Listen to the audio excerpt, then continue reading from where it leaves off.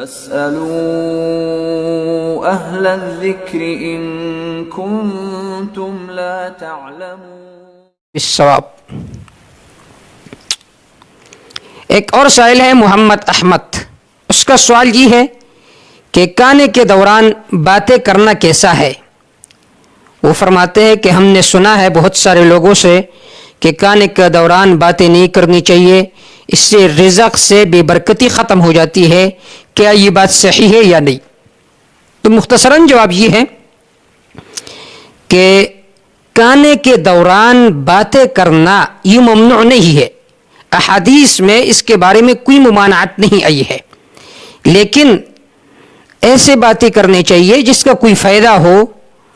ایسی باتیں کرنا جس کا کوئی فائدہ نہ ہو دنیا و آخرت میں، اس سے احتراز کرنا چاہیے.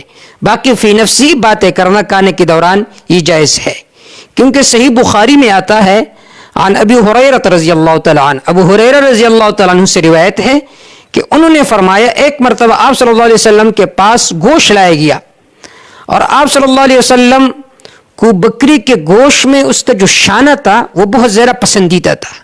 تو آپ صلی اللہ علیہ وسلم دندان مبارک سے اس کو کاٹ کاٹ کر کھا رہے تھے اور فرماتے تھے میں قیامت کے دن تم لوگوں کا امیر بنوں گا، تم لوگوں کا امیر ہوں گا. اور پھر آپ صلی اللہ علیہ وسلم نے فرمایا تمہیں پتہ ہے میں تمہارا کیسا پیشوا ہوں گا.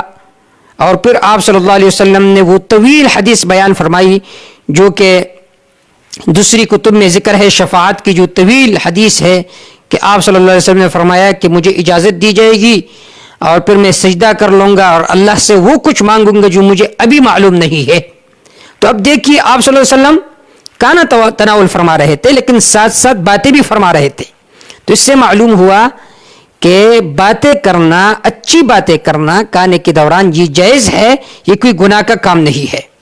اسی طرح صحیح مسلم میں جابر بن عبداللہ رضی اللہ تعالیٰ عنہ سے روایت ہے کہ حضور صلی اللہ علیہ وسلم اپنے اہل خانہ کے پاس تشریف لائے اور آپ نے فرمایا کوئی سالن وغیرہ ہے یا نہیں ہے؟ تو آپ کے گھر والوں نے فرمایا ہمارے پاس تو صرف سرکہ ہے. آپ صلی اللہ علیہ وسلم نے سرکہ منگوایا اور پھر آپ فرمانے لگے کہ سرکہ اچھا سالن ہے.